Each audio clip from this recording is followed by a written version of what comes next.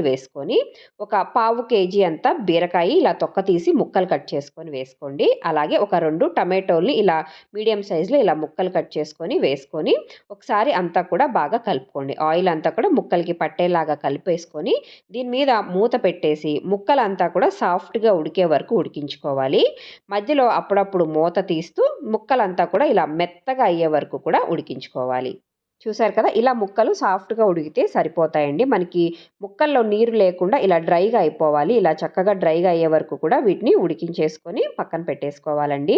ఇలా మీకు కావాలి అనుకుంటే చింతపండు వేసుకోవాలి అనుకున్నప్పుడు మనము ఈ వేడిగా ఉన్న ఈ ముక్కల్లోకి ఒక నిమ్మకాయ సైజ్ అంత చింతపండుని పెట్టేసుకొని ఆ వేడికి అది మగ్గుతుందనమాట. అలా పెట్టేసుకొని ముక్కలంతా కూడా ఇలా చల్లారిపోయే వరకు పక్కన పెట్టుకోండి. ఇప్పుడు నేనైతే రోల్లో చేస్తున్నానండి. రోలు శుభ్రంగా తుడిచేసుకొని ఒక 4, 5 వెల్లుల్లి రెమ్మలు, ఒక అర టీ స్పూను జీలకర్ర వేసుకొని ఇలా కాస్త